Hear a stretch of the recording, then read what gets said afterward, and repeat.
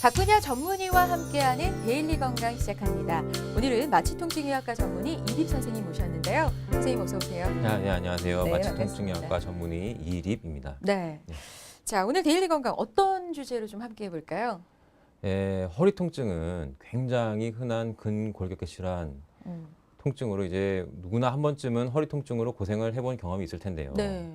한 연구에 따르면은 살면서 허리 통증을 경험한 경우는 전체 인구의 84% 사실 대부분이죠. 그렇죠. 네, 네. 넘는다고 할 정도로 허리 통증이 흔한 질환입니다. 그래서 이제 오늘은 이 통증의 원인이 될 수 있는 후관절 증후군에 대해서 병의 원리와 치료법을 중심으로 이야기해보고자 합니다. 그렇군요. 자, 오늘 데일리 건강의 주제는 후관절 증후군입니다.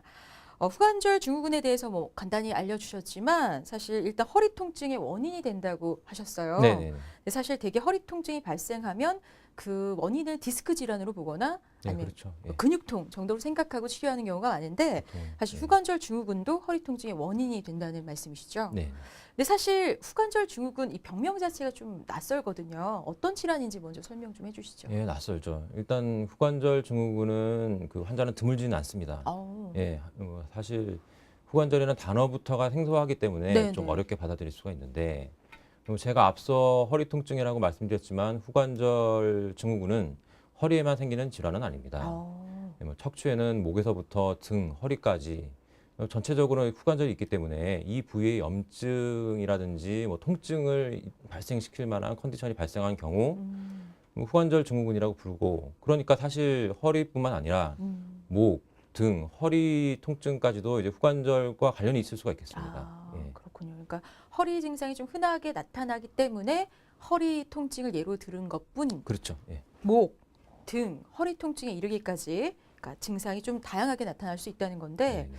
자, 그럼 이번에는 그 문제가 되는 부위죠. 이 후관절에 대해서 좀 알아봐야 할 것 같아요.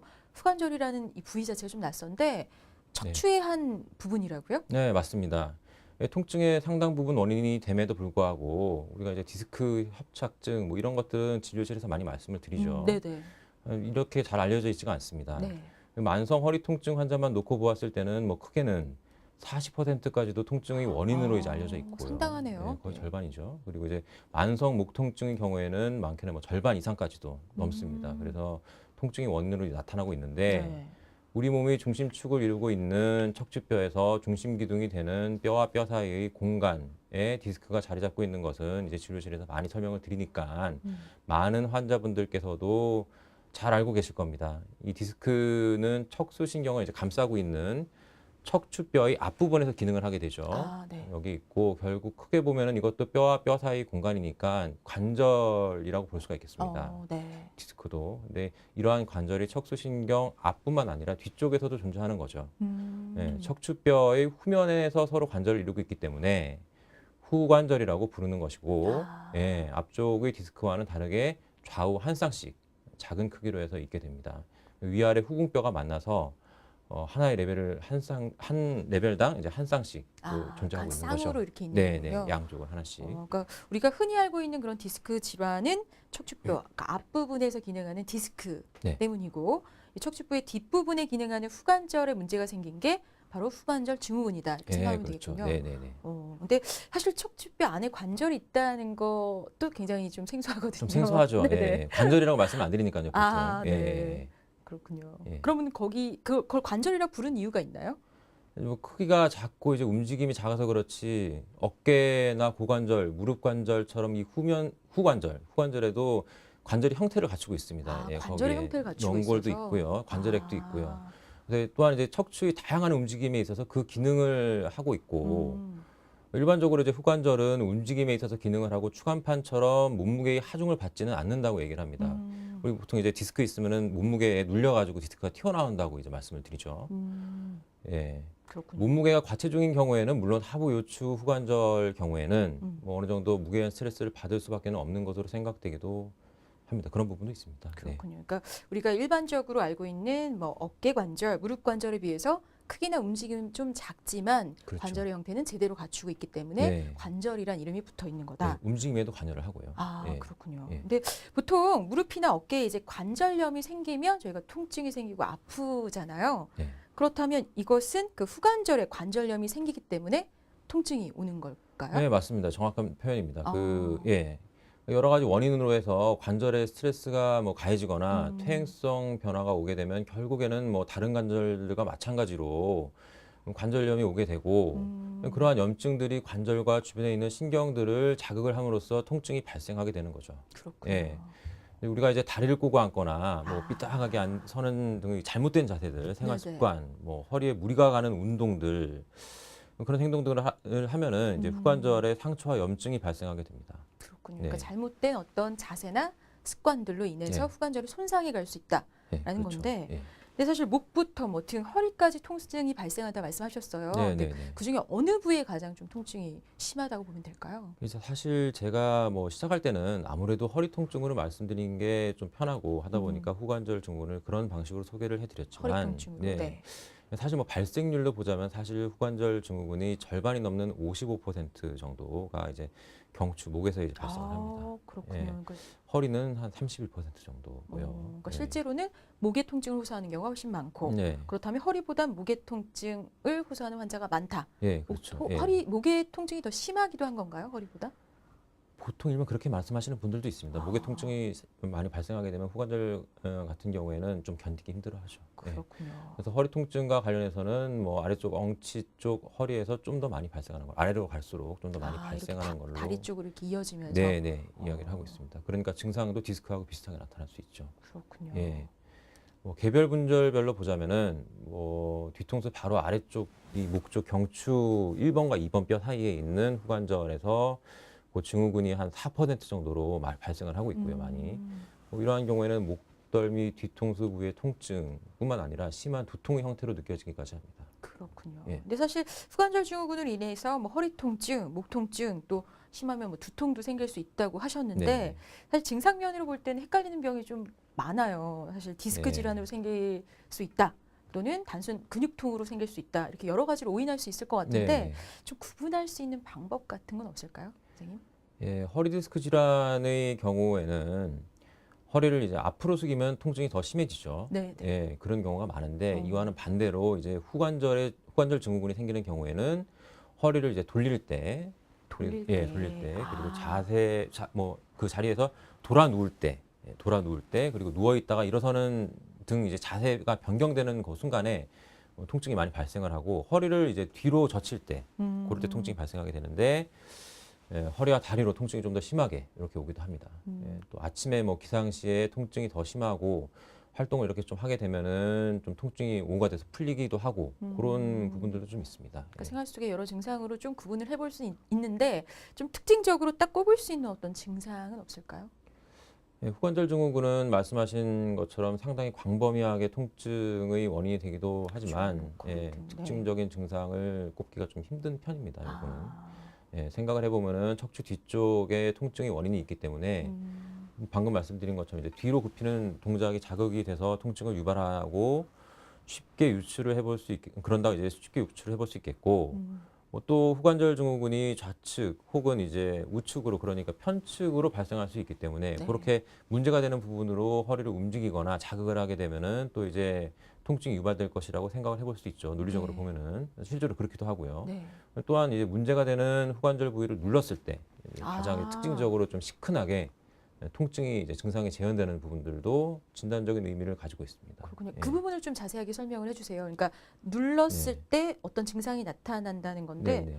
예를 들어서 어떻게? 뭐 예를 들면 이제 목 쪽에 생기는 후관절 증후군이 발생한 경우라면 네. 목 뒤쪽 혹은 이제 어깨 쪽지 위쪽 이런 쪽으로 등 쪽으로 심한 통증을 호소하며 이제 원인이 되는 후관절을 눌렀을 때 그 증상들이 재현되게 되는 거죠. 아. 예, 누른 부분도 아프고 아래쪽으로도 같이 아프고 예, 그래서 통증 때문에 목을 또 쉽게 움직이지를 못하게 되고 좌우로 예, 또 허리에 이제 후관절 증후군이 발생한 경우에는 허리 통증, 엉치 그리고 엉덩이 그리고 허벅지나 뭐 서해부까지도 통증이 내려갈 수 있고요. 그러니까 관련된 그 관절을 눌렀을 때 그 네, 관련 네. 통증들이 더 심해진다는 그렇죠. 예. 말씀이신가요? 허리를 뒤로 펼 때 증상이 더 심해지기도 하고요. 같이 유발되기도 하고.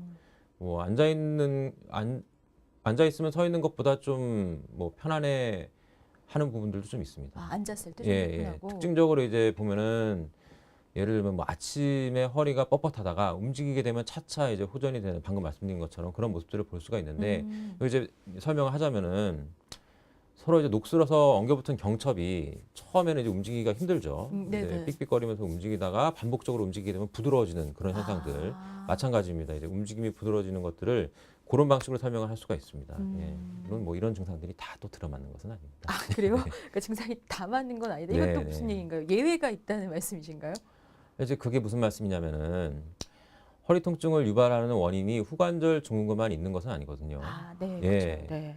그러니까 다른 요인들이 복합적으로 혼재되어 있는 경우가 있습니다, 분명히. 이런 경우라면은 분명히 증상이 좀 들어맞지 않을 수 있죠. 네. 예, 반대로 나올 수 있고 예를 들어서 뭐 디스크의 탈출증이 있거나 뭐 내장증 같은 문제가 있을 때 뭐 움직일수록 더 힘들어하는 분들도 분명히 있죠. 예, 후관절 증후군이 있음에도 불구하고 네네.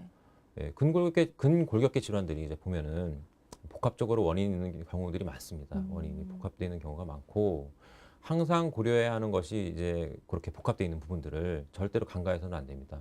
후관절에서 통증이 유발되더라도 방금 말씀드린 증상들이 다 정확하게 들어맞는다고 말씀드리기 어려운 부분이 분명히 이런 데 있는 겁니다. 그렇군요. 예. 그러니까 목이나 뭐 허리에 통증이 있다고 하더라도 네. 그 통증의 원인이 무조건 후관절 증후군 때문이다라고 바로 진단할 수는 없다는 네, 그렇죠. 말씀이시군요. 네. 자, 그럼 진단은 어떤 검사를 통해서 하게 될까요? 검사 방법. 진단에는 여러 가지 방법들이 있을 수 있습니다. 간단하게 우리 의원에서 찍는 엑스레이 촬영에서도 아, 어느 정도 후관절이 변형된 모습들이 관찰이 되기 때문에 분명히 이런 부분들은 진단에 의미가 있는 부분들이고요. 정확하게 보려면은 MRI도 당연히 뭐 의미를 가지고 수 있고 좀 더 정확한 진단이 가능하겠죠. 넓게 보면은 뭐 뼈 스캔이라든가 본 스캔이라고 그런 검사들, 그다음에 스펙트라고 하는 검사들도 진단적으로 굉장히 더 정확하게 뭐 의미를 가지고 있다고는 하지만 실제 뭐 연구용이지 뭐 임상적으로 그렇게 적용을 하지는 않습니다. 그렇군요. 네. 그러니까 증상으로는 어차피 확진하기가 좀 어렵기 때문에 여러 검사 방법을 적용을 네, 하는데 그럼 가장 확실한 검사법은 어떤 게 있을까요? 가장 확실한 거는 사실은 치료를 해보는 겁니다. 치료를 해서 진단을 하는 거죠. 치료를 먼저. 네, 네. 오, 네. 특이하네요. 네. 그러니까 어떤 병이든 사실은 정확하게 진단을 한 다음에 치료를 네, 하는데 그렇죠. 네. 그와 반대로 치료를 해 보면서 진단을 할 수도 있다. 네, 그렇죠. 오, 사실 이제 어떻게 보면은 그게 좀 정확한 진단 전에 치료를 해보고 그리고 뭐 효과가 없으면은 진단이 되지 않는 것이고, 그죠? 그다음에 통증이 사라지면 진단이 내려진다 이렇게 생각을 하는 거니까 환자분들이 생각했을 때는 이게 약간 좀 이상하게 생각이 되실 수도 있을 겁니다. 네, 예. 무조건 뭐 해보고 아니면 말고. 그렇죠. 예. 진단을 하고 치료를 해야 되는데 치료를 해놓고 진단이 이루어지니까. 하지만 뭐 생각을 해보면은 이 방법이 가장 정확한 방법일 수밖에 없는 겁니다. 아, 예. 이 모든 질병도 그렇고 꼭 병이 아니더라도 만사가 다 그런데 음, 문제를 해결할 때 결국에는 원인을 제거하는 것이 가장 뭐 퍼스트 초이스죠. 그러니까 후관절이 통증의 원인으로 의심이 되는 경우에는 그 원인이 되는 후관절을 치료를 해 봄으로써 진단을 진단을 정확하게 내릴 하시는구나. 수가 있는 거죠. 그렇군요. 예. 물론 이제 원인이 복합적인 경우는 효과가 완전하게 드러나지는 않을 테니까 네네. 조금 이제 어려울 수 있지만 임상적인 경험을 통해서 환자의 이 증상 변화를 좀 관찰하면서 어느 정도 판단을 해볼 수 있겠습니다. 그렇군요. 예, 쉽게 생각해서 뭐 돌다리를 이제 두드려가면서 건너는 아. 상황이라고 좀 생각을 하면 될 것 같습니다. 그러네요. 네.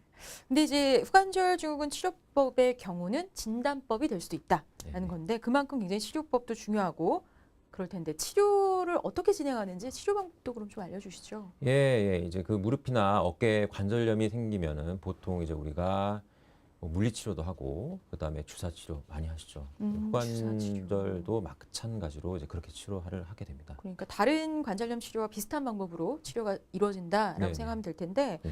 또 어떤 주사를 통해 치료하는 건가요? 아무래도 이제 후관절은 무릎이나 어깨하고 다르게 크기가 아주 작고 관절 이제 간격이 굉장히 얇아서 주사하기가 좀 까다롭습니다. 네. 그냥 주사를 할 수는 없고 아무튼 뭐 그렇다고 하더라도 주사 치료는 분명히 가능합니다.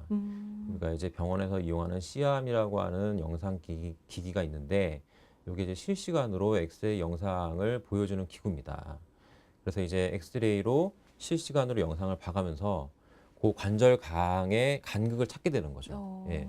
그 간극을 찾아서 그 부분에 주사기를 자입을 해서 정확하게 바늘 끝이 관절강 내에 들어가 있는 것을 보고 거기에 주사를 하게 되는 거죠. 예. 굉장히 세밀한 치료가 예, 이루어져야 되는 예, 세밀하게 치료가 가능하죠. 그렇게 하면. 그리고 예, 주사를 해 봤는데 네, 이제 안 아프다. 예. 그러면은 그게 그렇게 예, 그때 이제 주사 치료가 이제 의미를 가지고 진단적으로 의미를 가지고 아. 치료도 된 것이고 예, 그렇게 진행이 되는 겁니다. 그러니까 그때 바로 예, 치료 겸 예. 진단이 동시에 이루어진다. 네, 이렇게 네, 생각하면 되겠네요. 네, 네, 그렇죠. 근데 주사 치료하면은 좀 겁먹는 분들이 있어요. 몸속에 네, 주사가 그렇죠. 예. 들어오고 굉장히 세밀한 예. 부위고 예, 그래서 사실은 물리치료나 약으로는 안 되냐 뭐 이런 분들도 많은데 예, 주사 맞습니다. 예. 치료 많이 무서워할 필요는 없겠죠, 예, 선생님? 그렇죠. 예, 그런 분들이 많습니다. 당장 주사 얘기하면은 네, 찌르니까 맞아요. 물리치료를 아프죠. 해주세요. 예. 뭐 사실 이제 다만 이게 이제 워낙 뭐 작고 얇은 관절이다 보니까 변형이 심한 경우에는 아무리 잘 하려고 해도 진입이 좀 어려운 경우가 분명히 있죠.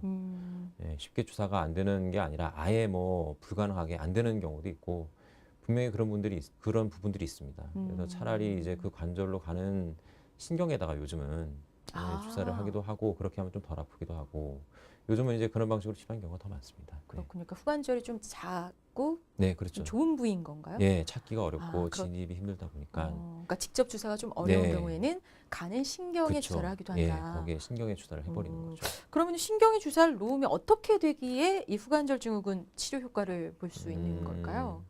후관절은 위아래 두 군데에서 오는 후지 내측지라고 하는 요 신경으로부터 신경 지배를 받는데 예, 염증 등 통증을 유발할 만한 상황에서 이 신경을 통해서 통증 신호가 전달되는 뭐 그런 상황인 겁니다. 그러니까 이 신경을 통하는 통증 신호를 차단해 버리면은 통증을 느낄 수가 없게 되는 것이죠. 예.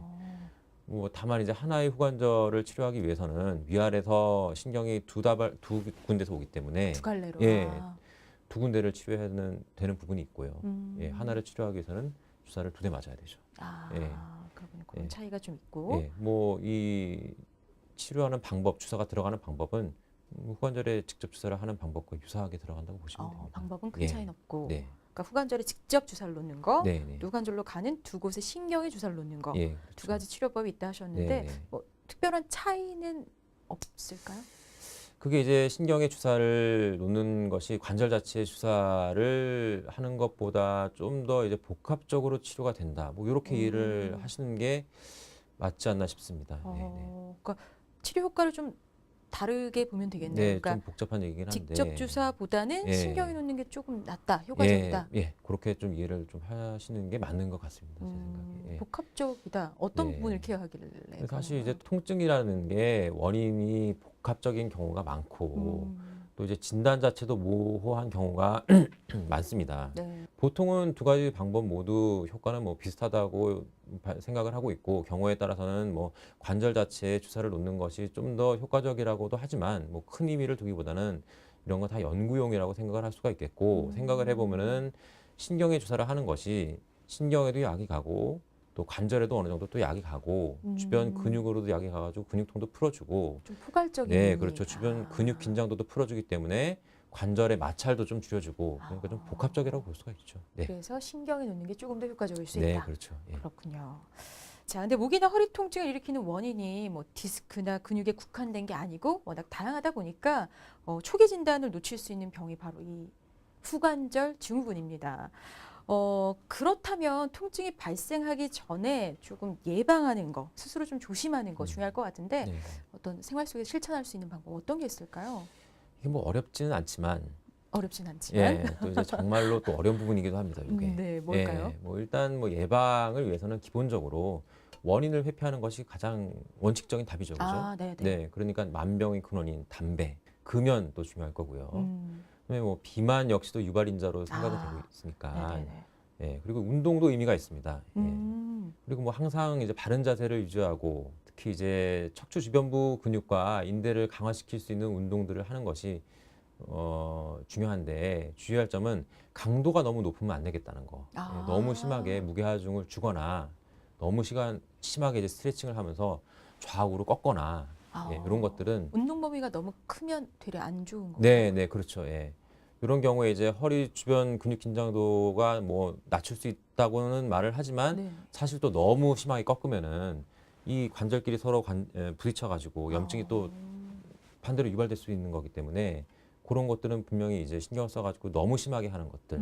우리 이제 그 헬스장 같은 데 가서 보면은 앞에 이렇게 잡고 허리를 좌우로 돌리는 거 있을 겁니다. 네네네. 예, 그렇죠. 그런 거 이제 휙 돌리죠. 예, 그렇죠. 확 돌리면 아무래도 당장이 좀 시원하니까 네. 어르신들께서 사정없이 돌리는데 맞아요. 사실 그거는 좋진 않죠. 아, 생각을 해보면. 너무 갑작스럽게 예, 무리가 그런 부분은 가는? 좀 개인적으로는 말리고 싶습니다. 네, 그런 그렇군요. 부분들은. 그래도 후관절 증후군의 예방을 위해서 꼭 생활 속에서 실천하시기를 바라고요. 자, 또 앞서 얘기했지만 뭐 후관절 증후군의 경우에는 치료가 곧 진단이라고 했습니다. 네. 그러면 역시 빠른 진단 중요하겠죠. 예, 그렇습니다.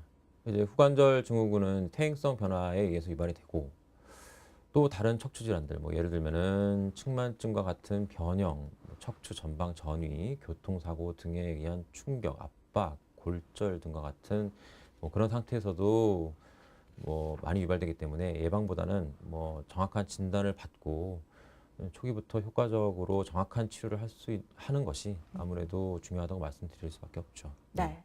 자, 오늘은 뭐 두통, 그리고 목, 등, 허리 통증은 물론이고 엉치, 또 다리까지 통증이 발생할 수 있는 후관절 증후군에 대해서 자세히 알아봤습니다. 어떤 병이든 그 병을 100% 예방할 수 있는 방법은 없지만 이 후관절 증후군은 올바른 자세 그리고 적절한 운동을 통해서 어느 정도 예방이 가능하다고 하니까요. 꼭 기억해 두시고요. 자, 오늘 데일리 건강은 여기서 마치겠습니다. 오늘 도움 말씀 주신 이립 선생님 고맙습니다. 네, 감사합니다.